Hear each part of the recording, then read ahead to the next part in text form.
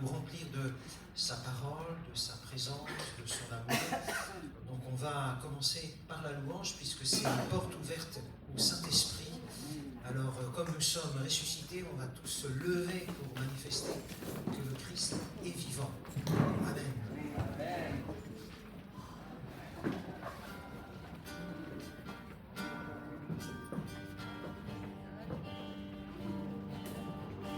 Louez le Seigneur de tout votre cœur, louez le Seigneur, peuple de la terre. Louez le Seigneur de tout votre cœur, louez le Seigneur, peuple de la terre. Louez-le dans son sanctuaire, louez-le au firmament de sa puissance, louez-le.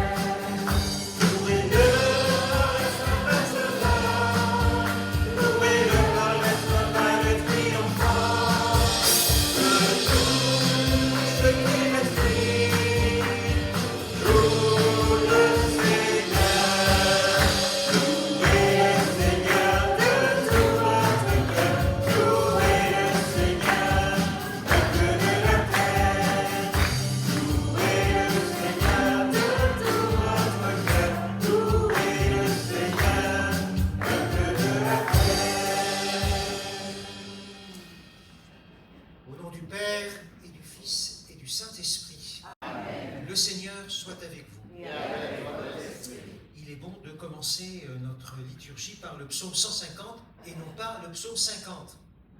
Ah, c'est pas l'interrogation. Quelle est la différence? Psaume 50, j'ai péché contre toi de tout mon cœur. Donc on serait dans un acte d'abord de pénitence. Mais nous faisons précéder la demande de pardon par la louange. Comme si on avait besoin d'ouvrir d'abord notre cœur pour que le Seigneur vienne en premier par notre foi, avant de se reconnaître pécheur. Parce que si on se dit, je suis un pauvre type, bon, c'est peut-être vrai, hein, mais ça ne veut pas dire pour autant que le Seigneur est entré dans nos vies. Donc il est important de d'abord le confesser comme le Seigneur et maître de nos vies, et une fois que le Seigneur est là, on ouvre grand notre cœur. Voilà. On élargit notre cœur, on dit, Seigneur, il a besoin encore d'être purifié ce matin. On a besoin que tu enlèves toutes les mauvaises herbes pour y planter la graine de ton amour. Vous voulez bien? Ouais. Alors on va réciter le Je confesse à Dieu. Je confesse à Dieu Tout-Puissant, je reconnais devant vous, frères et sœurs, que j'ai péché en pensée, en parole, par action et par omission. Oui, j'ai vraiment péché. C'est pourquoi je supplie la bienheureuse Vierge Marie, les anges et tous les saints, et vous aussi, mes frères et sœurs, de prier pour moi le Seigneur notre Dieu. Que Dieu Tout-Puissant vous fasse miséricorde, qu'il vous pardonne vos péchés et vous conduise à la vie éternelle. Amen.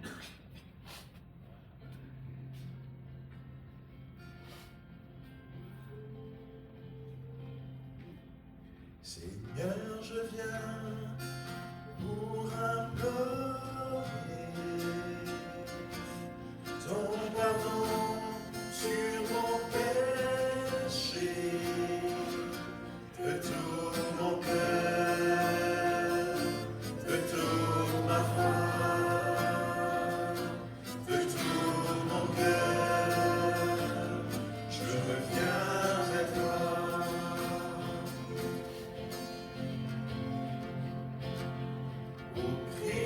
viens pour implorer ton pardon sur mon péché, de tout mon cœur, de toute ma foi, de tout mon cœur, je viens vers toi.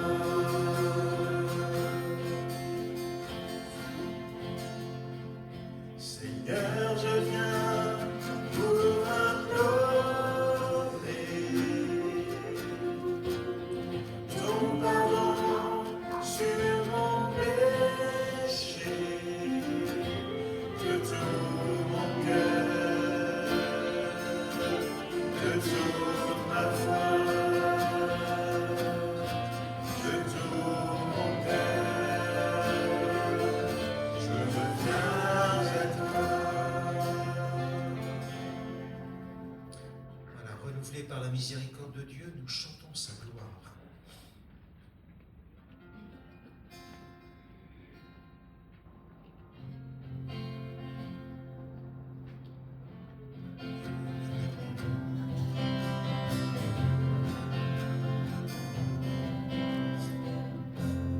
Gloire à Dieu, Au plus haut des cieux, gloire à Dieu, au plus haut des cieux, et sur terre, aux hommes qui l'aiment, aux hommes qui l'aiment.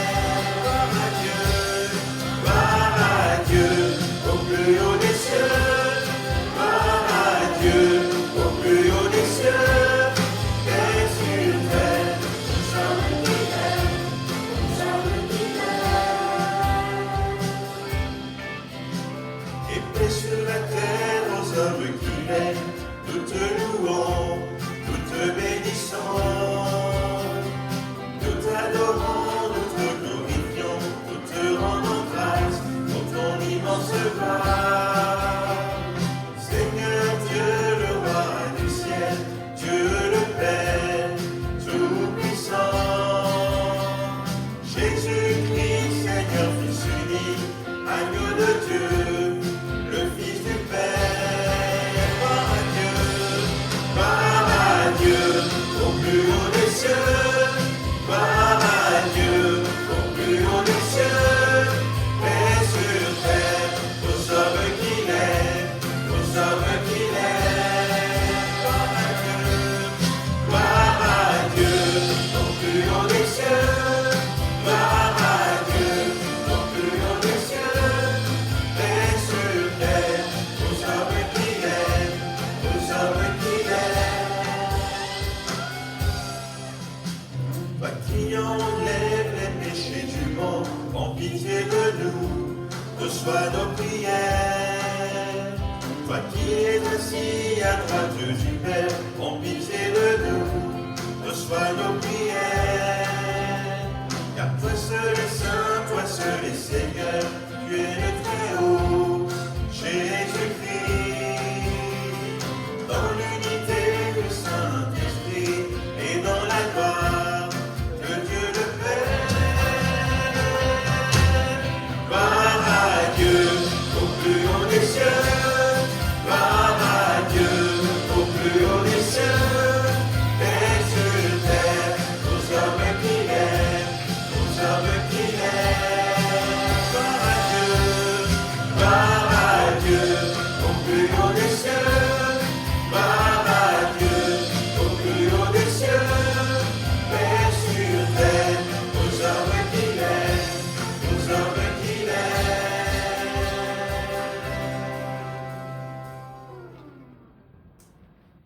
Prions le Seigneur. Fais-nous vivre à tout moment, Seigneur, dans l'amour et le respect de ton saint nom. Toi qui ne cesses jamais de guider ceux que tu enracines solidement dans ta charité, par Jésus-Christ, ton Fils, notre Seigneur, qui vit et règne avec toi dans l'unité du Saint-Esprit, Dieu pour les siècles des siècles. Amen.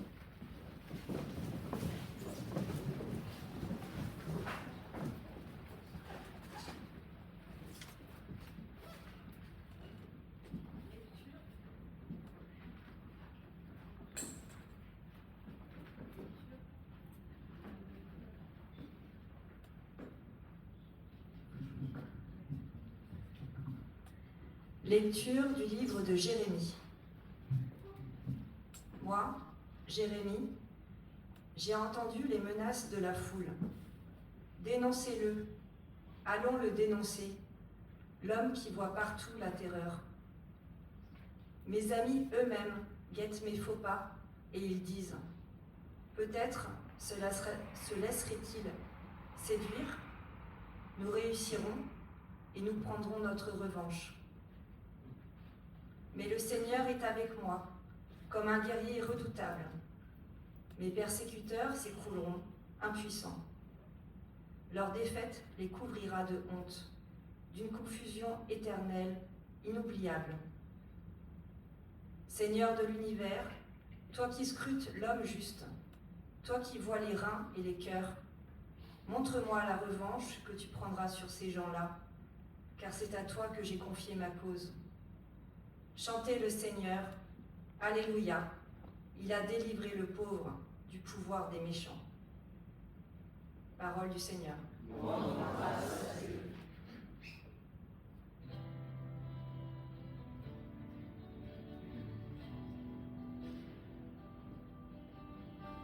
Dans ton grand amour, Dieu réponds-moi. On va prendre un lecteur, s'il vous plaît.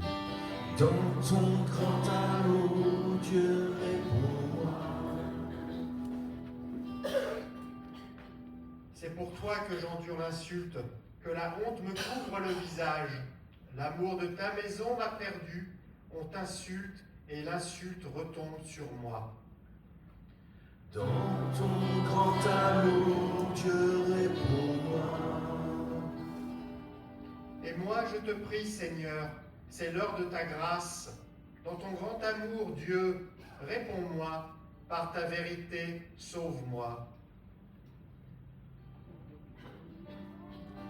Dans ton grand amour, Dieu réponds-moi. Et moi, humilié, meurtri, que ton salut, Dieu, me redresse. Et je louerai le nom de Dieu par un cantique. Je vais le magnifier, lui rendre grâce. Dans ton grand amour, Dieu réponds-moi. Les pauvres l'ont vu, ils sont en fête. Vie et joie à vous qui cherchez Dieu, car le Seigneur écoute les humbles, il n'oublie pas les siens emprisonnés. Dans ton grand amour, Dieu réponds-moi.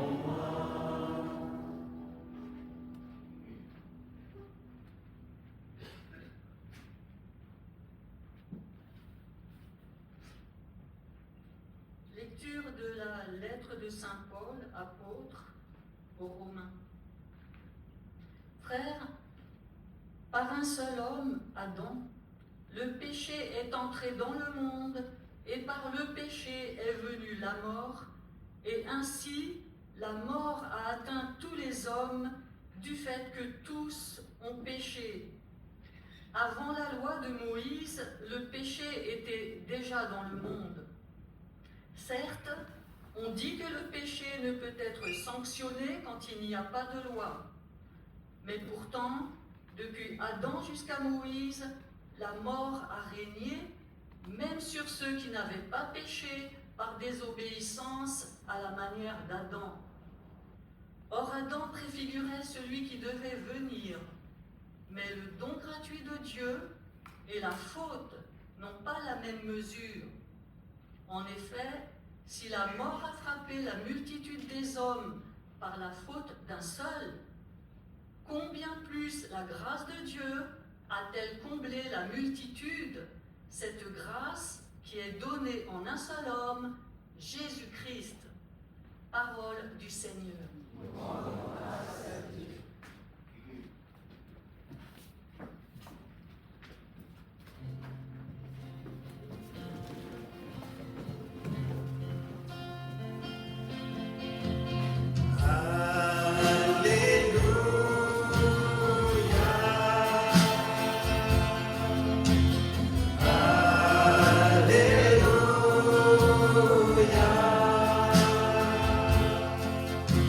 Sur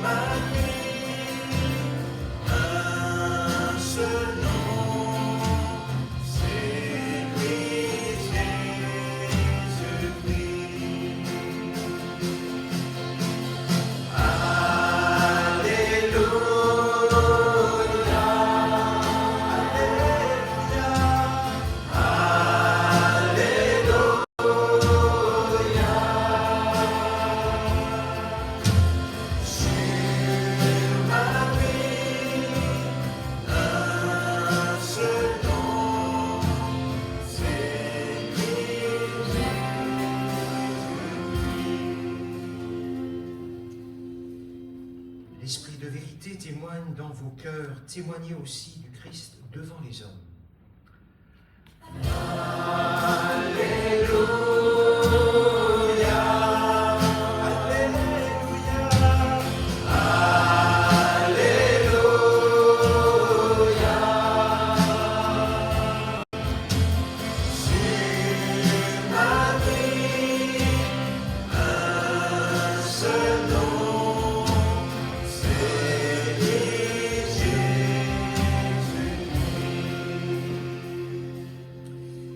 Le Seigneur soit avec vous.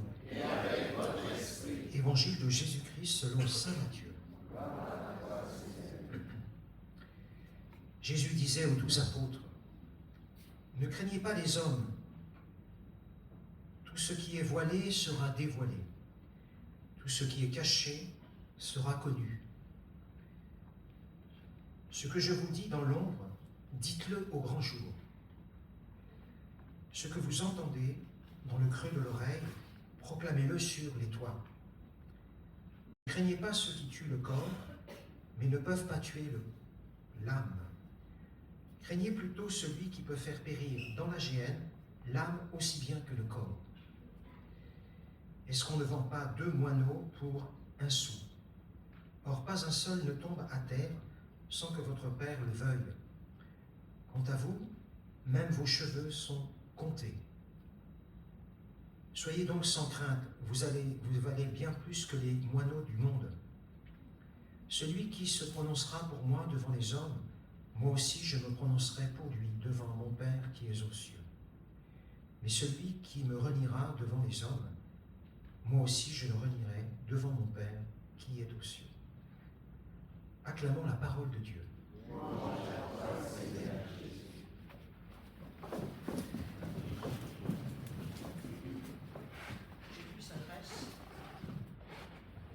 Jésus s'adresse aux 12, c'est-à-dire le cercle réduit de ceux qui ont suivi Jésus, qui ont donné leur vie pour Jésus, qui ont accepté de renoncer à ce qui faisait leur vie antérieure au point de vue professionnel, voire même des liens familiaux qu'ils avaient, pour partir un peu dans l'inconnu à la suite de Jésus, recevant son enseignement, mais posant ici quelque chose un peu de prophétique, à savoir que certains pourraient renoncer à suivre Jésus.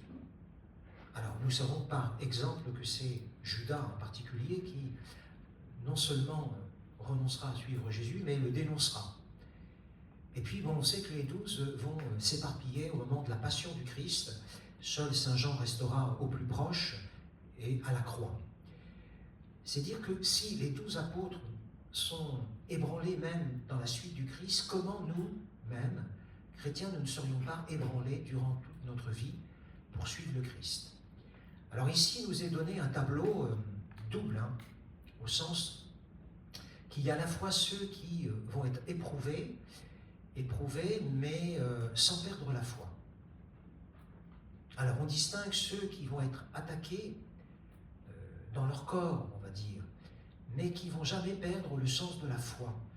C'est-à-dire que leur âme va rester intacte. Et ça, c'est peut-être le lot de beaucoup d'entre nous. Nous vivons les mêmes épreuves que les autres êtres humains. Nous sommes atteints dans notre corps parce que nous sommes mortels, nous sommes vulnérables. Mais notre âme, elle est remplie de Dieu. Elle est remplie de Dieu et nous avons la ferme intention de ne pas lâcher le Christ. Mais il existe dans l'histoire, hélas, des hommes de ce que Jean-Paul II appellera, dans son langage, l'apostasie silencieuse. Alors, je resitue un petit peu ce contexte dans lequel il a dit cela, donc lui venant de la Pologne, donc avec tous les pays de l'Est, vous savez que le communisme est venu et à un moment, il a fait silencieusement provoquer une apostasie, c'est-à-dire beaucoup de gens qui étaient nés dans la foi, alors de par leurs parents, leurs grands-parents et par tradition, ont renoncé à la foi pour une autre doctrine, alors qui était celle du communisme, ce qu'on appelle du matérialisme historique, savoir que toute cause n'a qu'une cause matérielle, il n'y a pas de transcendance et il n'y a pas de vie après la mort, rien du tout. Donc tout se joue dans le temps, l'espace d'aujourd'hui, en essayant d'accumuler, d'une certaine manière, les biens de ce monde pour vivre, on ne sait pas comment, mais de vivre le plus paisiblement.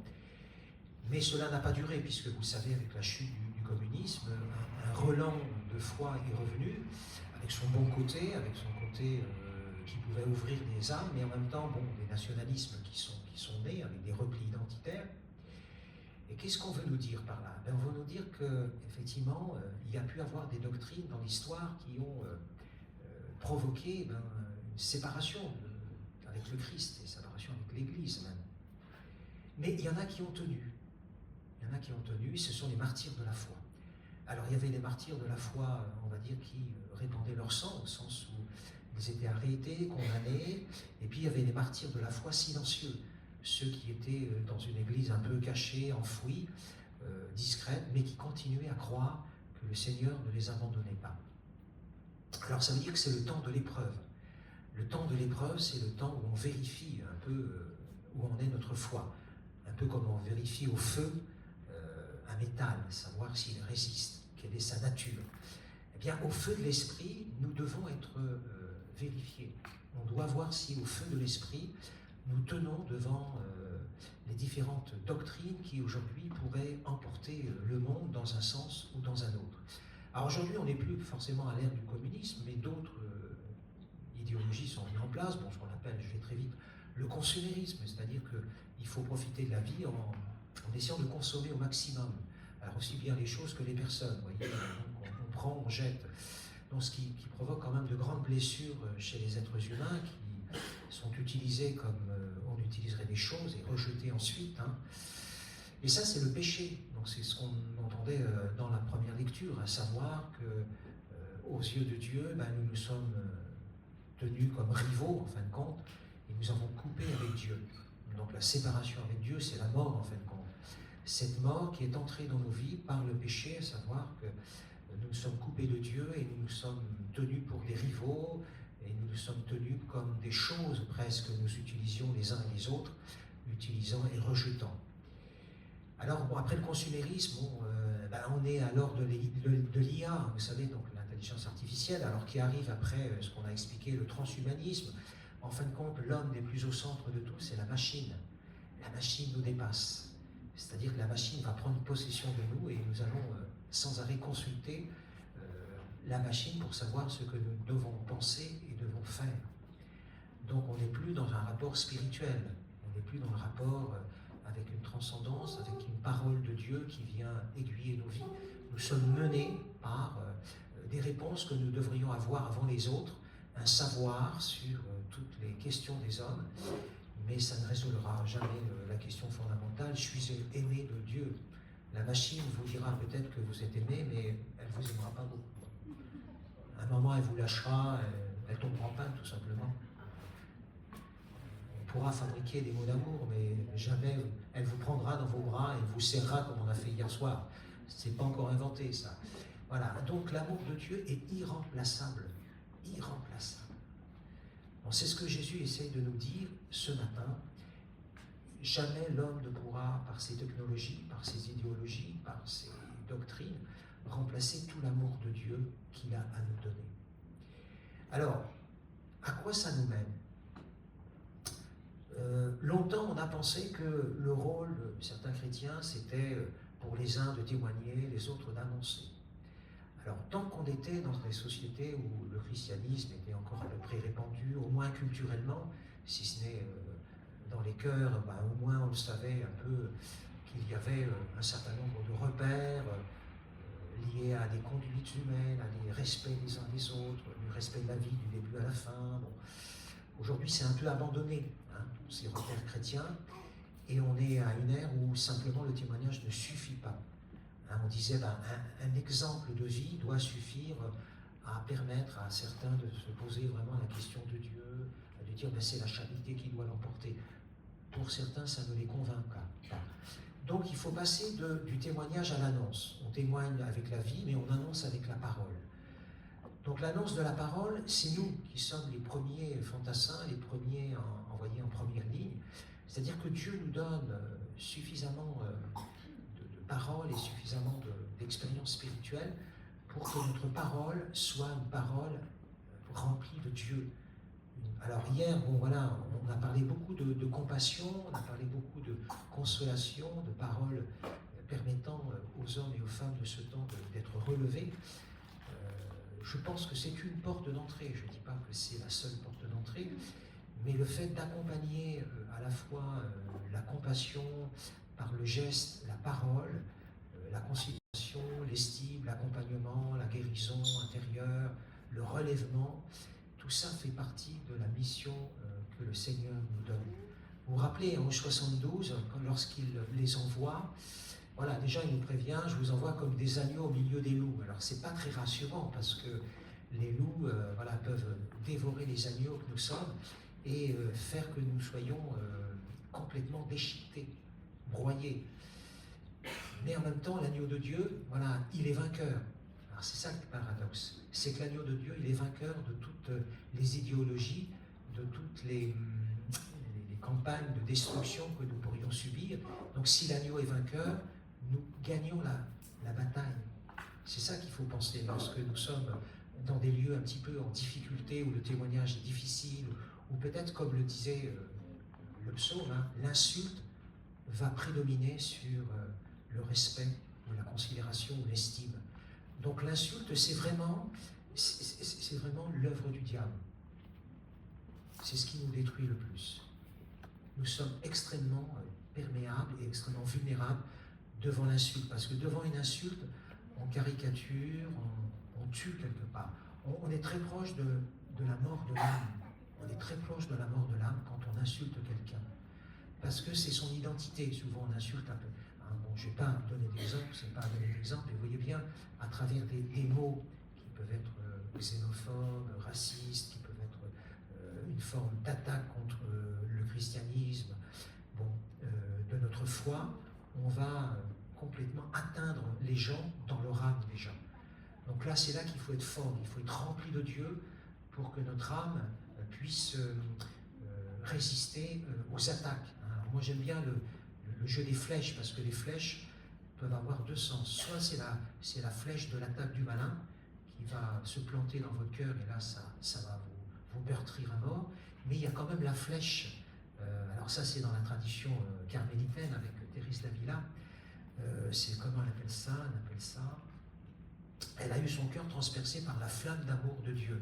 Je ne sais plus, il y a une fête qu'on appelle c'est un terme technique, la transverbération.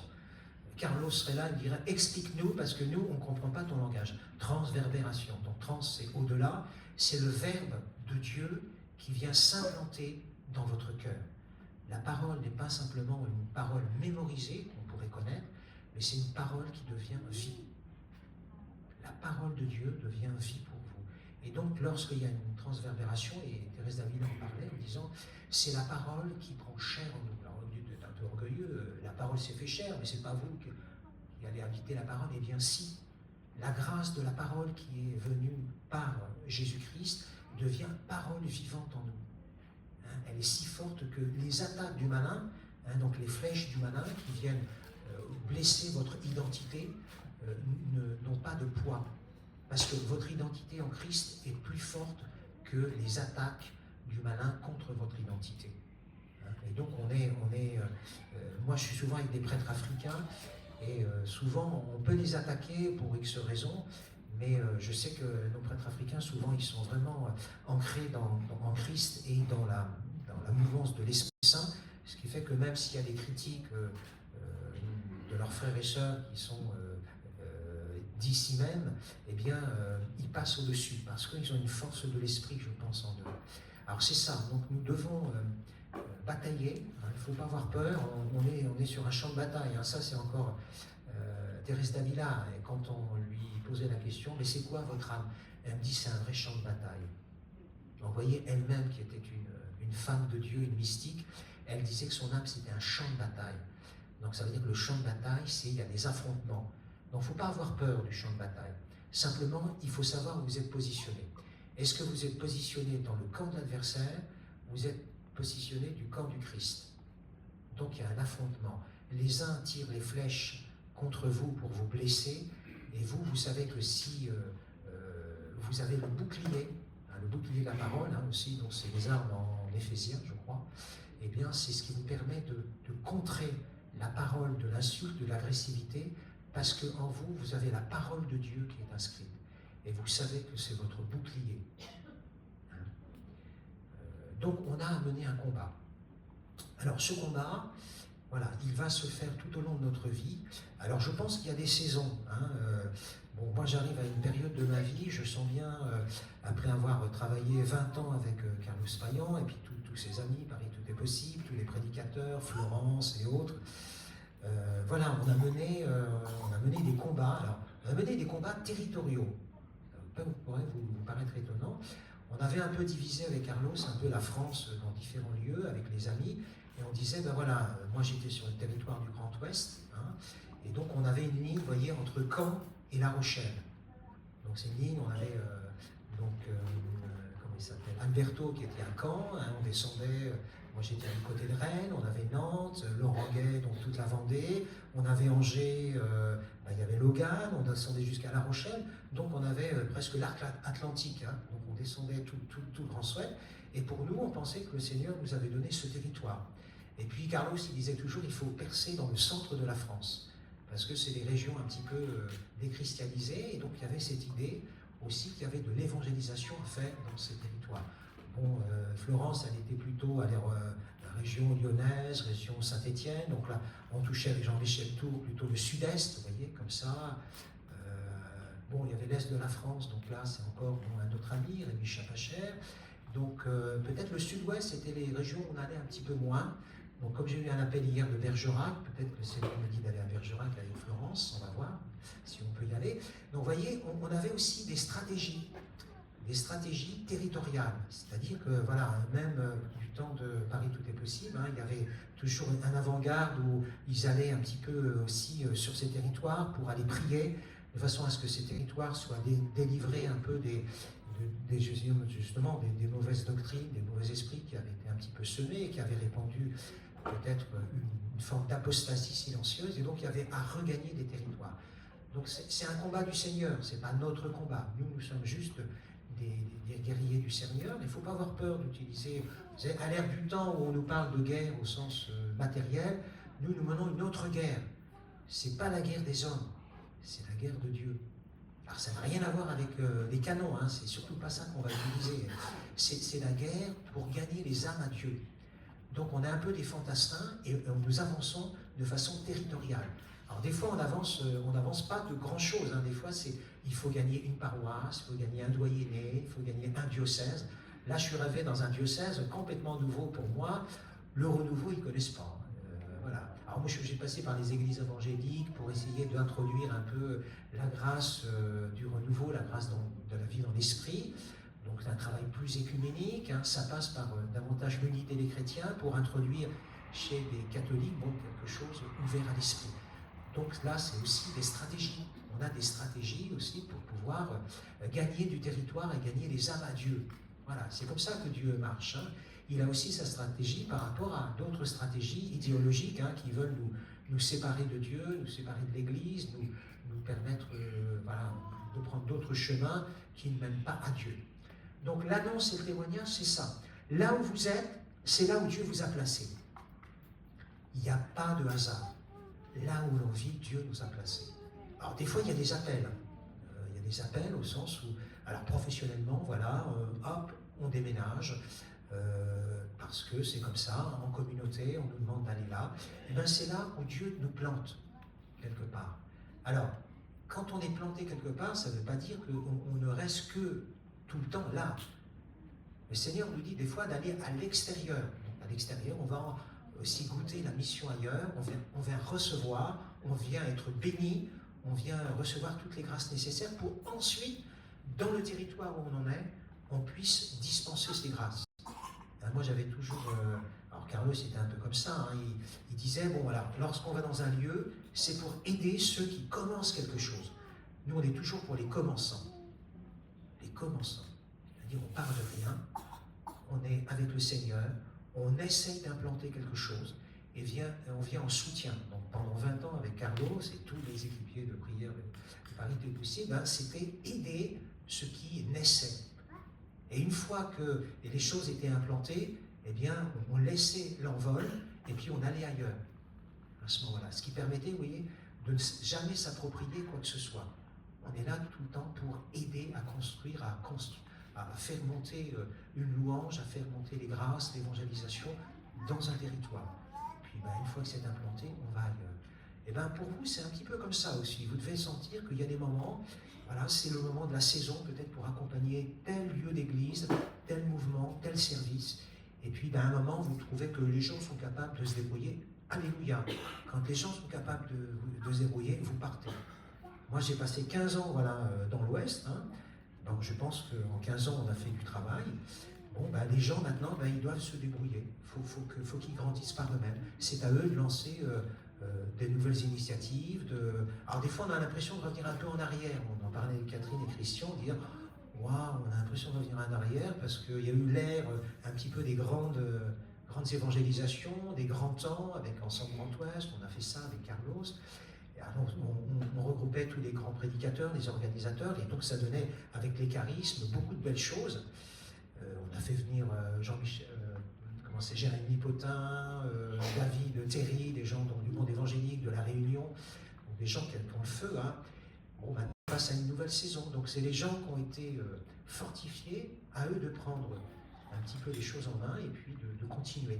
Alors des fois on se dit, on est obligé de retravailler avec des gens du terrain qui n'ont pas encore reçu pleinement le baptême dans le Saint-Esprit, donc on y va doucement, oui, on y va doucement. Mais voilà, c'est aussi le travail caché que nous faisons dans nos territoires. Donc on ne revient pas en arrière, mais on a l'impression qu'on recommence à mettre pas à pas dans nos paroisses, dans nos groupes de prière, dans notre diocèse, des choses où l'Esprit veut manifester sa gloire. Donc ce n'est pas un retour en arrière, c'est un nouvel ensemencement, une nouvelle saison qui s'ouvre devant nous. Donc on reprend peut-être des choses simples. On a parlé du baptême dans le Saint-Esprit ou bien l'effusion de l'Esprit. Voilà, on faisait ça il y a 40 ans facilement. Maintenant, peut-être qu'il y a des gens qui ont besoin d'être renouvelés dans le Saint-Esprit. Vous vous rappelez, le pape François disait que dans chaque paroisse, on devrait préparer au Saint-Esprit. Ça devrait être obligatoire. Bon, c'était son vœu, on l'a plus ou moins réalisé, donc voilà. Comment ça sera, je ne sais pas aujourd'hui, mais il faut repartir avec cet esprit que nous sommes choisis par le Seigneur pour pouvoir ensemencer les cœurs de l'amour de Dieu, de façon à ce que l'âme soit toujours, protégée, que les boucliers soient mis en place, que les flèches du malin ne les atteignent pas, même s'il y a des blessures, et j'ai conscience que les prédicateurs sont plutôt attaqués dans leur corps actuellement, j'ai l'impression par beaucoup d'épreuves, mais j'espère que leur âme est tout à Dieu et qu'eux-mêmes sont les premiers fantassins pour nous donner la voie à suivre.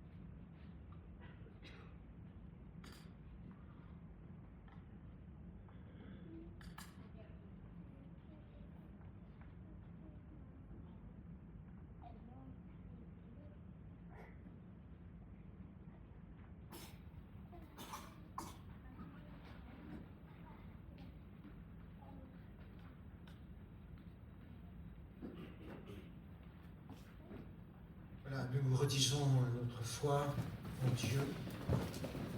Je crois en Dieu, le Père Tout-Puissant, Créateur du ciel et de la terre, et en Jésus-Christ, son Fils unique, notre Seigneur, qui a été conçu du Saint-Esprit, est né de la Vierge Marie, a souffert sous Ponce Pilate, a été crucifié, est mort, a été enseveli, est descendu aux enfers.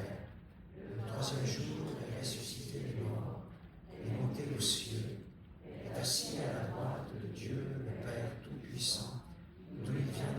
juger les vivants et les morts. Je crois en l'Esprit Saint, à la Sainte Église catholique, à la communion des saints, à la rémission des péchés, à la résurrection de la chair, à la vie éternelle. Amen. Je propose de faire une seule prière universelle, justement pour tous les... Ah, il y en a une qui était prévue? Alors on y va. J'en rajouterai juste une à la fin. Super. Je n'étais pas sûr qu'il y en ait une de préparée, c'est pour ça. Seigneur, que s'élèvent nos prières, qu'elles montent vers toi, ô Père, que ton cœur entoure la voix de tes enfants. Pour que se multiplient les femmes et les hommes répondant à l'appel de Dieu, et que partout soit annoncé l'amour de Dieu pour les hommes. Prions le Seigneur. Seigneur, que s'élèvent nos prières, qu'elles montent vers toi, ô Père, que ton cœur entende la voix de tes enfants. Pour les travailleurs sociaux, afin que leur bonne volonté soit récompensée et qu'ils placent leur confiance en Dieu. Prions le Seigneur. Seigneur, que s'élèvent nos prières, qu'elles montent vers toi, ô Père, que ton cœur entende la voix de tes enfants. Pour les chrétiens injustement condamnés, afin qu'ils gardent confiance en Dieu. Prions le Seigneur. Seigneur, que s'élèvent nos prières, qu'elles montent vers toi, ô Père, que ton cœur entende la voix de tes enfants. Pour nous tous ici présents, afin que nous refusions la médisance et la calomnie. Prions le Seigneur. Seigneur, que s'élèvent nos prières, qu'elles montent vers toi, ô Père, que ton cœur entende la voix de tes enfants. Voilà, nous te prions, Seigneur, pour tous les prédicateurs des différentes églises, communautés chrétiennes, afin que la force de l'Esprit les habite pour annoncer la bonne nouvelle de l'amour de Dieu pour chaque homme. Nous te le demandons par Jésus le Christ, notre Seigneur. Amen.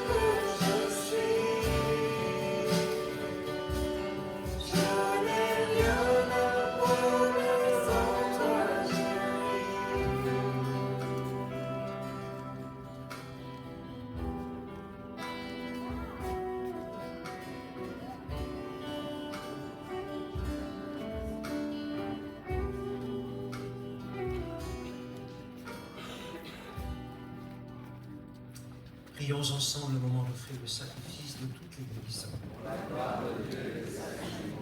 Accueille, Seigneur, le sacrifice de louange et de paix. Accorde-nous d'être purifiés par son action et de t'offrir un cœur qui te plaise par le Christ notre Seigneur. Le Seigneur soit avec vous. Élevons notre cœur.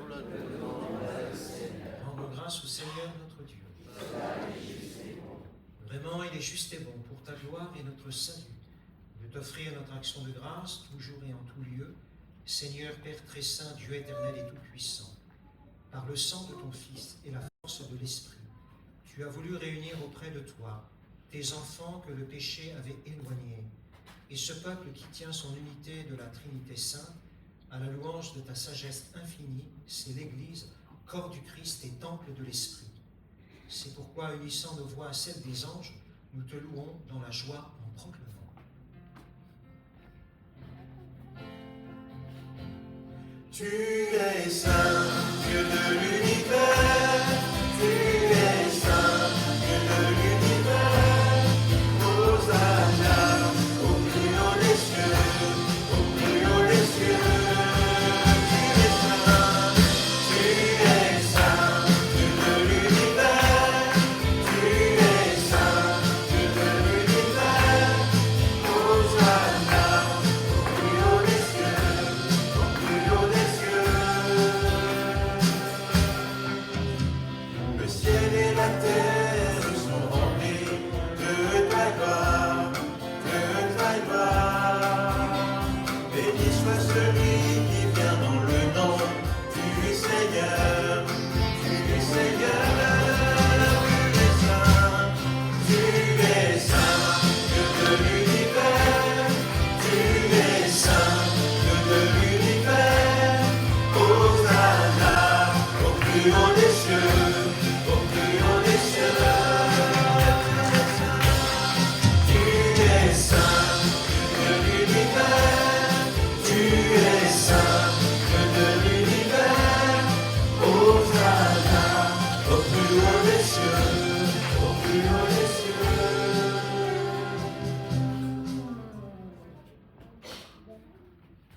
Toi qui es vraiment saint, qui es la source de toute sainteté, Dieu notre Père, nous voici rassemblés devant toi et dans la communion de toute l'Église, nous célébrons le jour où le Christ est ressuscité d'entre les morts, par lui que tu as élevé à ta droite, nous te prions. Sanctifie ces offrandes en répandant sur elles ton esprit, qu'elles deviennent pour nous le corps et le sang de Jésus le Christ notre Seigneur. Au moment d'être livré et d'entrer librement dans sa passion, il prit le pain, il rendit grâce, il le rompit et le donna à ses disciples en disant « Prenez et mangez-en tous, ceci est mon corps livré pour vous. »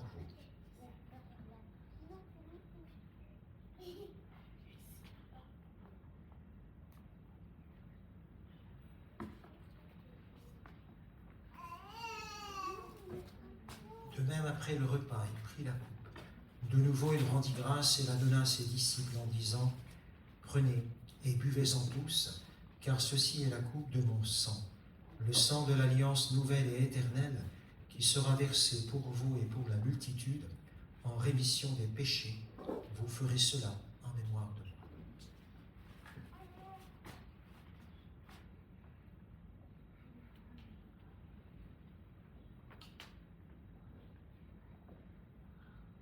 Il est grand le mystère de la foi. Nous annonçons ta mort, Seigneur Jésus. Nous proclamons ta résurrection. Nous attendons ta venue dans la gloire. En faisant ainsi mémoire de la mort et de la résurrection de ton Fils, nous t'offrons, Seigneur, le pain de la vie et la coupe du salut. Et nous te rendons grâce, car tu nous as estimés dignes de nous tenir devant toi pour te servir. Humblement, nous te demandons qu'en ayant part au corps et au sang du Christ, nous soyons rassemblés par l'Esprit Saint en un seul corps. Souviens-toi, Seigneur, de ton Église répandue à travers le monde. Fais-la grandir dans ta charité, en union avec notre pape, Léon, notre évêque, Emmanuel, et tous les évêques, les prêtres et les diacres. Souviens-toi aussi de nos frères et sœurs qui se sont endormis dans l'espérance de la résurrection. À tous nos défunts qui sont partis vers toi. Et souviens-toi dans ta miséricorde de tous les défunts, accueille-les dans la lumière de ton visage. Sur nous tous, enfin, nous implorons ta bonté. Permets qu'avec la Vierge Marie, la bienheureuse Mère de Dieu, avec Saint Joseph son époux, les apôtres et les saints qui ont fait ta joie au long des âges, nous ayons part à la vie éternelle et que nous chantions ta louange et ta gloire par ton Fils Jésus le Christ.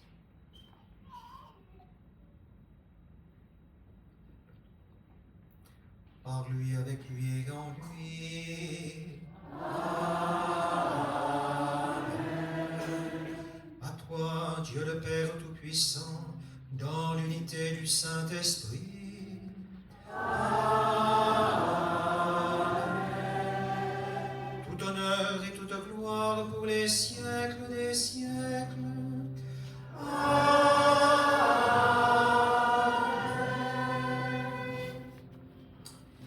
Le Seigneur nous a appris ces belles prières que nous avons chantées, ces prières du Notre Père.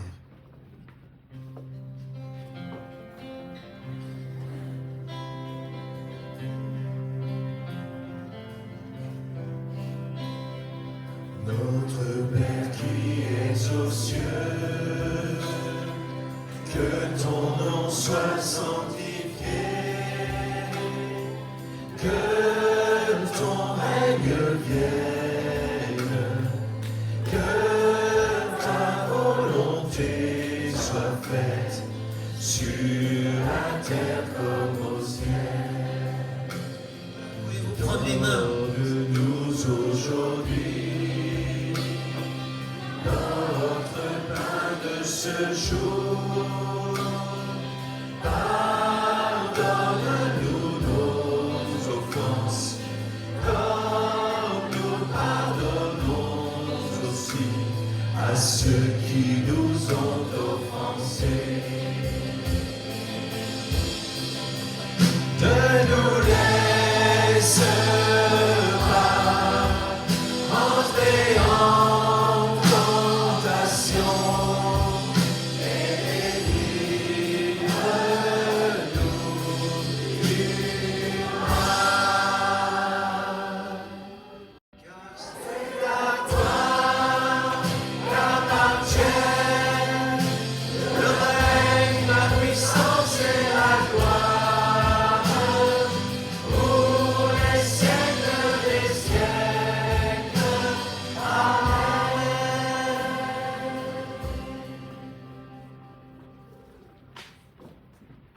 Oui, délivre-nous de tout mal, Seigneur, et donne la paix à notre temps. Soutenus par ta miséricorde, nous serons libérés de tout péché, à l'abri de toute épreuve, nous qui attendons que se réalise cette bienheureuse espérance, l'avènement de Jésus-Christ, notre Seigneur. Car c'est à toi qu'appartiennent le règne, la puissance et la gloire, pour les siècles des siècles. Seigneur Jésus-Christ, tu as dit à tes apôtres, je vous laisse la paix, je vous donne ma paix. Ne regarde pas nos péchés, mais la foi de ton Église, pour que ta volonté s'accomplisse. Donne-lui toujours cette paix et conduis-la vers l'unité parfaite toi qui vis et règnes pour les siècles des siècles. Que la paix du Seigneur soit toujours avec vous. Voilà, et dans la charité du Christ, nous nous transmettons cette paix du Christ.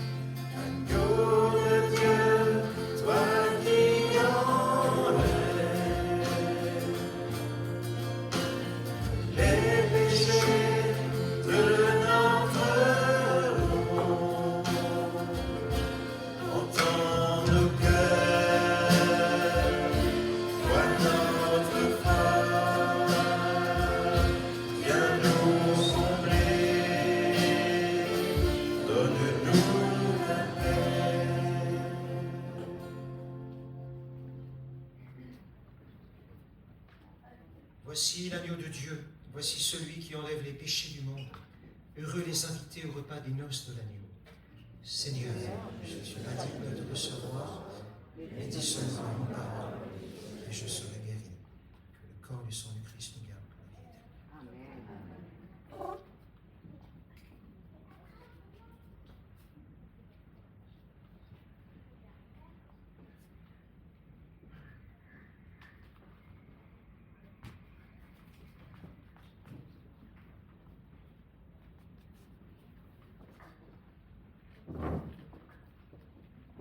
Alors, on va communier au corps et au sang du Christ, donc pour des questions d'hygiène aussi. Je vous recommande plutôt de communier ce qu'on appelle par intinction, c'est-à-dire on reçoit le corps du Christ dans la main et vous le plongez dans le sang du Christ hein, et vous communiez. D'accord? Voilà, on va faire comme ça. Je vous invite à avancer du fond de salle à partir du milieu, puis vous repartez à aller latéral, s'il vous plaît.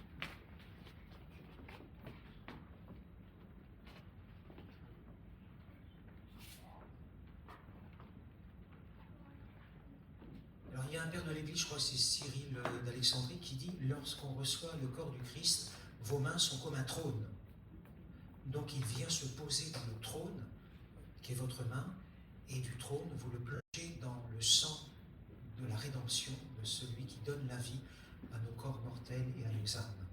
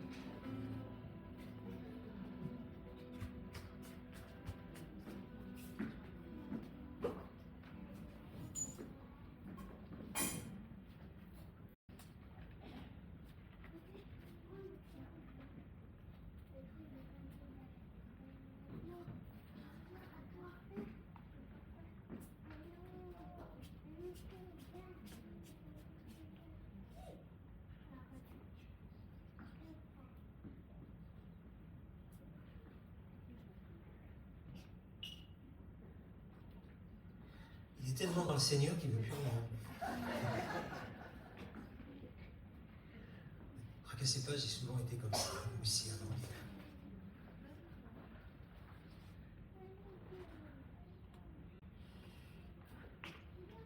Prions encore le Seigneur.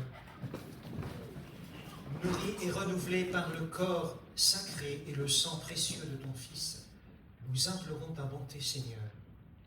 Fais que sur de la rédemption, nous possédions ce que nous aimons célébrer avec ferveur par le Christ notre Seigneur. Le Seigneur soit avec vous. Et que Dieu qui est riche et miséricordieux et plein d'amour vous bénisse, le Père, le Fils et le Saint-Esprit. Amen. Allez demeurer et rester dans la paix et la joie du Christ. Voilà, et nous ne perdons pas la louange maintenant aussi.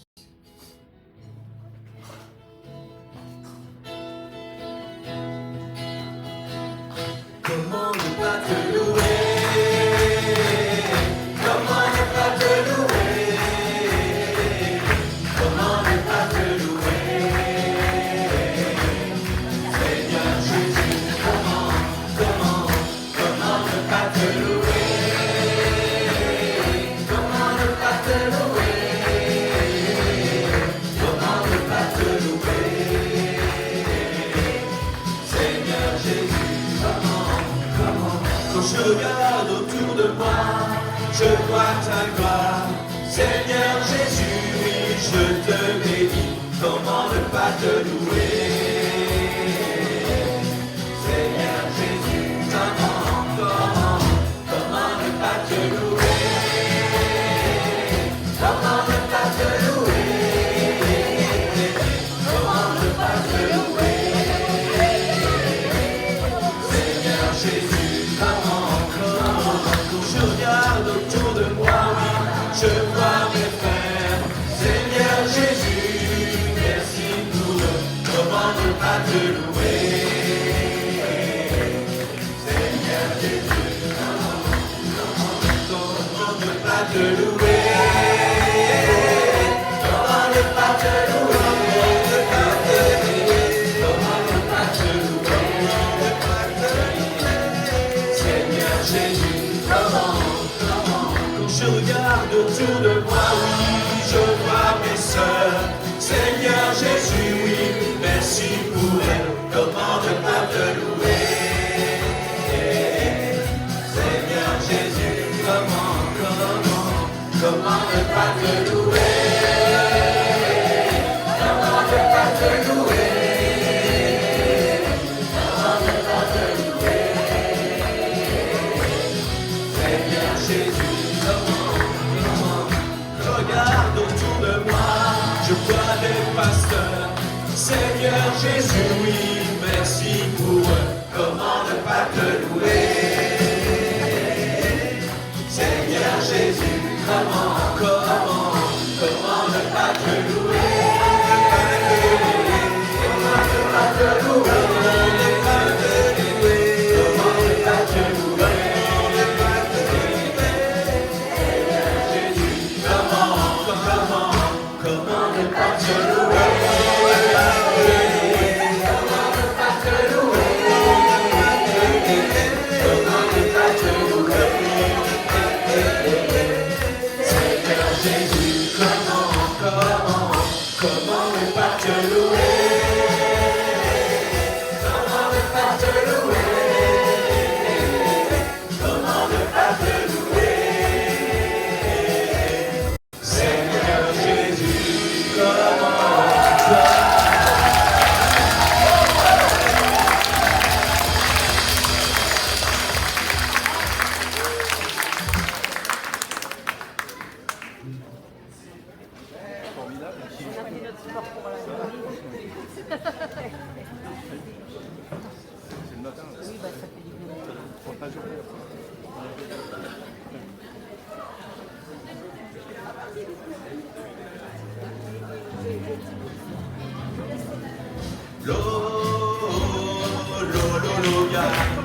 alors ça, allez ensemble.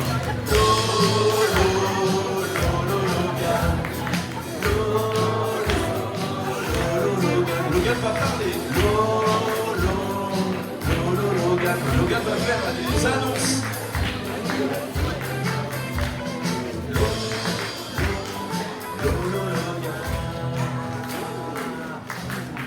Un applaudissement pour Logan qui va nous déverser la suite de la belle journée que nous allons passer. Gloire à Dieu.